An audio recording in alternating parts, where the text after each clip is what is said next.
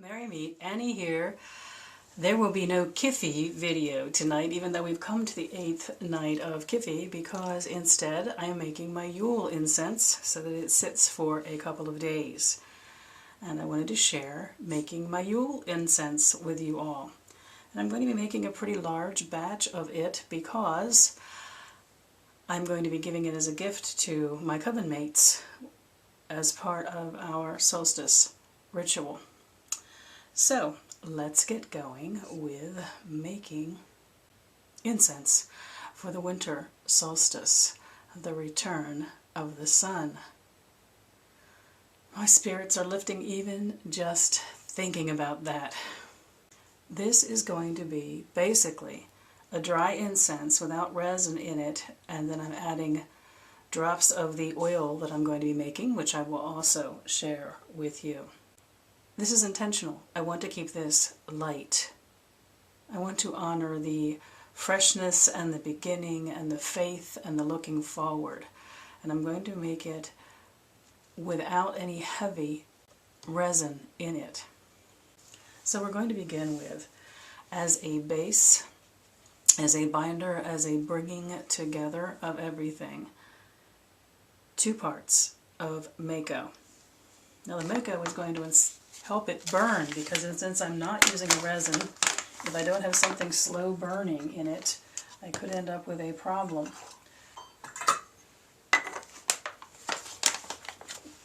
So the Mako is going to provide a dry base to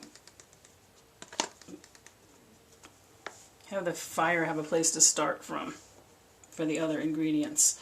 So I'm using 2 parts of Mako in this particular incense. Mako doesn't have much of an aroma of its own, a tiny little bit of an aroma, but mostly just a fresh smell. And when I use Mako, I don't use it for magical intent, I use it for base or binder. Okay, the first ingredient we are going to add is juniper. Juniper, as you might remember from, let me put this in a bowl so you can see it.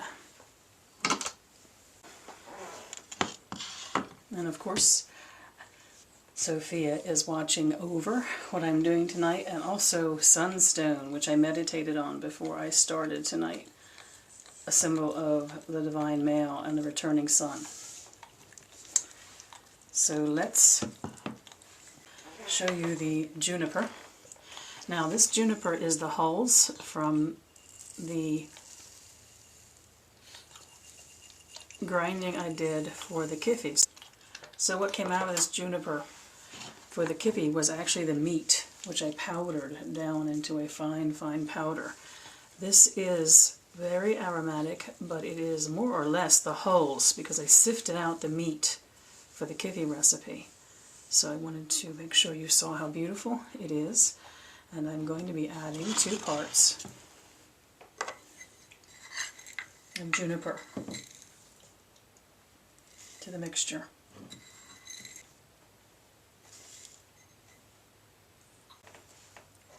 Now in a dry mixture like this, until I add the oil to it, I am not going to be compounding it.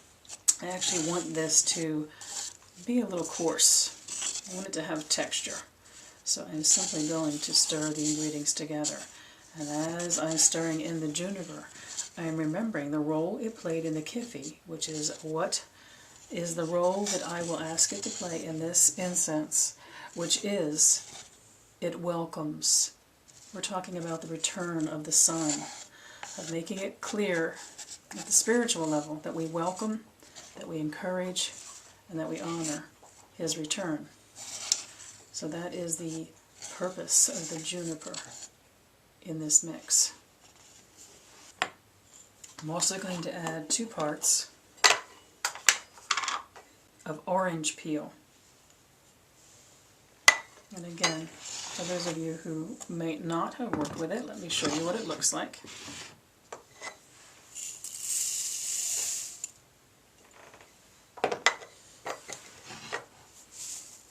Once again, this is a very aromatic herb.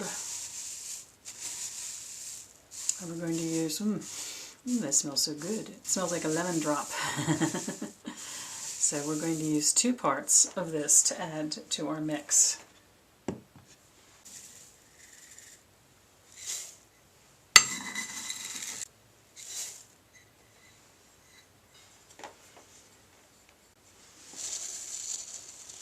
And as I stir in the orange peel, the intent for adding the orange peel to the mixture is, here comes the sun. Here comes the sun, little darling. I had to go there, I just had to go there, but that is the feeling of this incense. Here comes the sun. And the reason I used lemon peel is its significance for being a solar botanical. Did I misspeak and call it orange peel before? I think I may have. It's lemon peel, just in case I misspoke. So it is all about the big yellow ball in the sky and welcoming the return. And there's one other dry ingredient that I'm going to put in, which is 1 part of anise.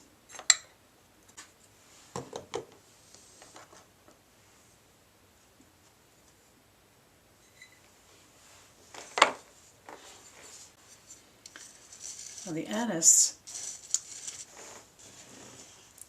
it could as well have been cinnamon or cloves in this mix,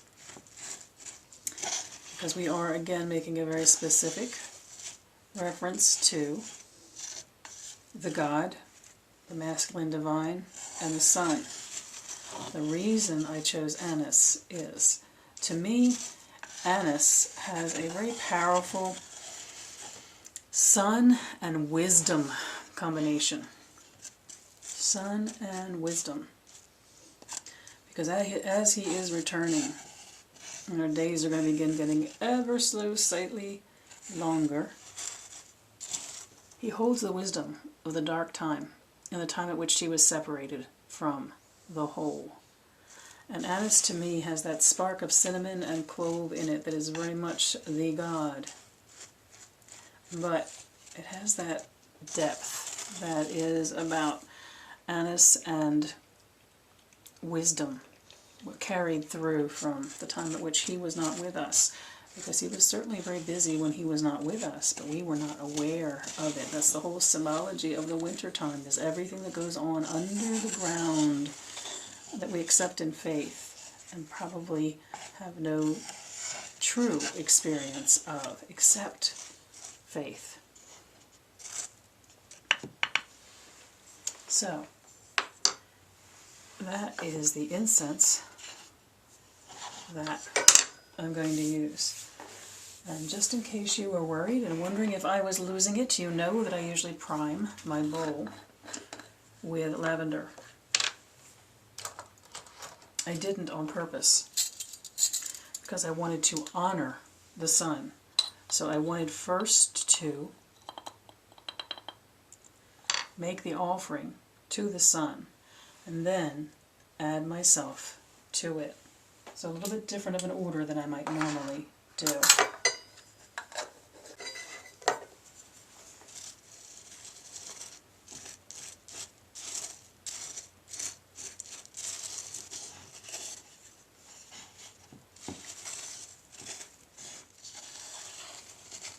So this incense is not one that is grinded or compounded or forced together or forced to blend. This is one where the elements are meant to exist on their own. Now I'm going to be adding to this the oil that I am making for the return of the sun. So let me make that for you so you can see what my plans are for that. I'm actually going to make this oil in a good size container, because I want to use it quite a bit in magical working. I'm going to fill that up. I filled it up about halfway with jojoba oil, and then I'm going to add almond oil to bring it up to about 3/4 of the way full. Why almond oil? I wanted something with a little more depth to be the base for this.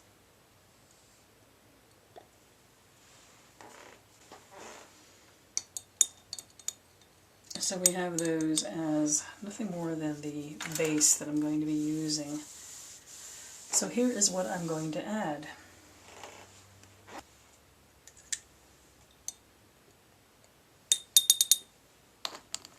I'm going to begin by adding 2 parts of pine oil, specifically to honor winter, the season that is upon us.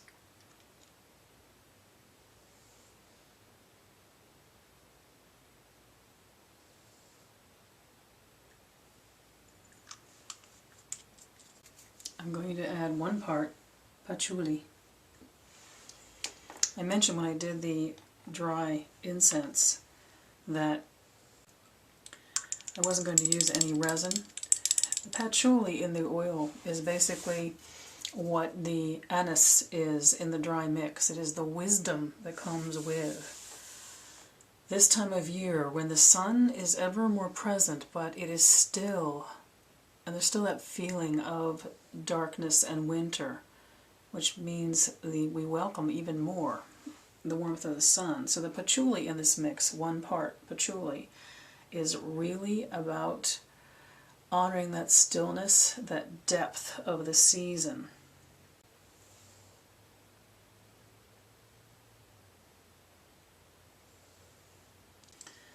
The next thing we are going to add, as I mentioned in the dry mix video, I did not use the cinnamon in that because I used the anise, which is so similar but has the depth to it, but I am going to add a part of cinnamon to this mix, and it's going to honor literally the sun, the entity of the sun as we see it in the sky.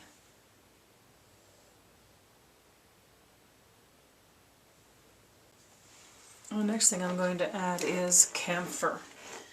If I could, I would add camphor to every oil I ever make because I love camphor.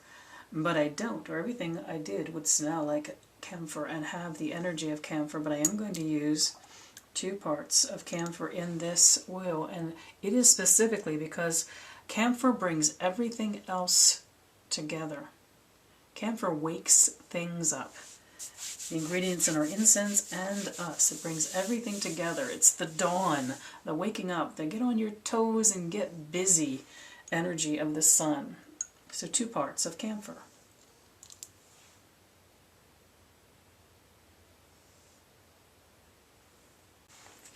And just as I did with the dry ingredients, the me in the mix, which is first the presence of the God in the oil that I'm making, and then adding myself to it, honoring Him, rather than starting with, ending with the lavender, 1 part of lavender.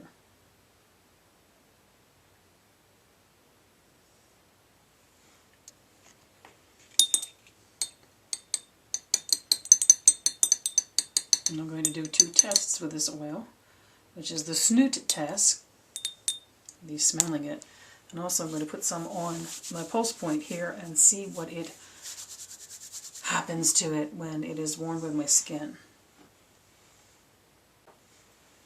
And before I do that, I'm going to change the cinnamon, adding a little bit more cinnamon to it.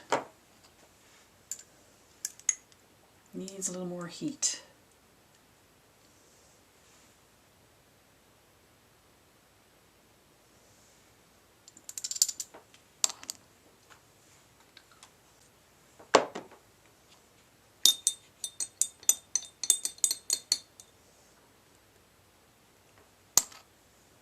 I have more what I need now. I'm going to take a little bit and test out on a post point.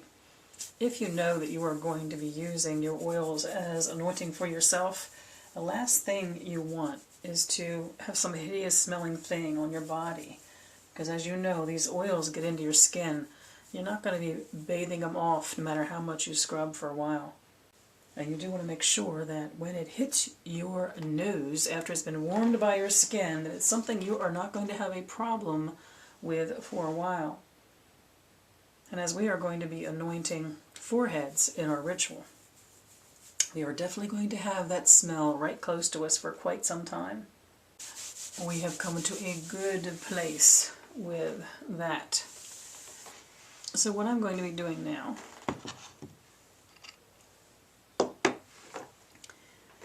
is, excuse me, Sophia,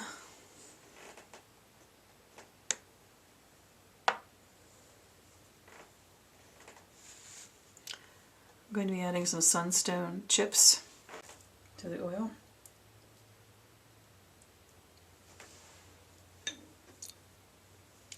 But apologies that I did that off camera. Sorry, I'm doing this for myself and not remembering that I'm videotaping this for you. Now those sunstone chips serve two purposes. The first is that they represent the sunstone, so the energy of the sun, literally the energy of the sun. And the other thing is a very mundane reason why you might want to consider putting chips into your oils, because when you pick them up to use them and you want to blend them back together again, it's nice to have chips of something running around inside them to help you with your blending. Now I am going to have to be a little circumspect when it comes to adding this oil, so I need more space to blend.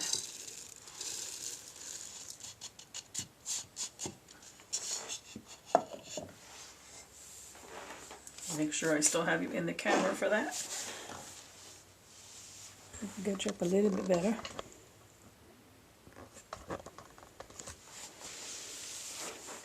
And the reason I'm doing it this way is I want to be sure that I don't do overkill with the adding of the oil. So I'm going to start with 20 drops.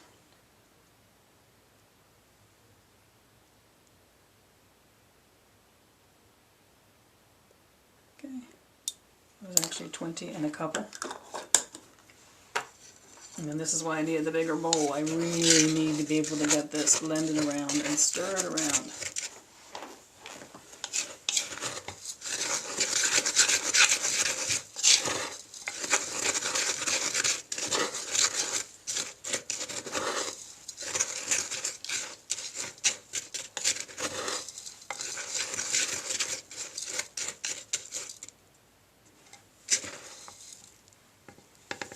Kind of like when you're cooking and you check things. You can use a little bit more.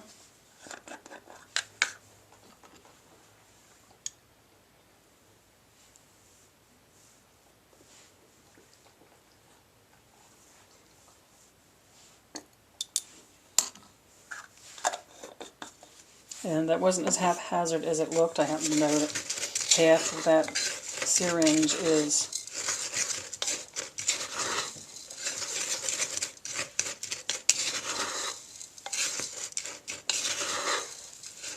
I didn't complete that. Half of that syringe is about 20 drops. Okay. Now there's one other thing I'm going to do. Is I have a bottle of wine going for the kiffy that I'm making, and I'm going to marry this incense with wine. Which is you just put a little bit in, stir it up really, really good.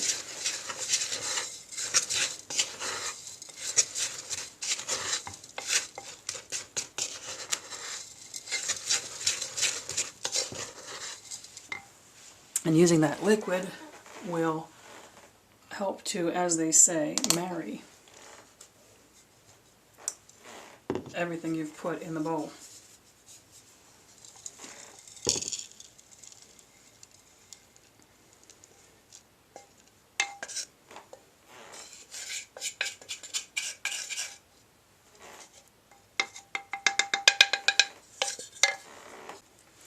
So, my friends, except for the fact that whenever you use the wine to marry your incenses, you do have to turn it and dry it before you tin it. You don't want to tin it damp.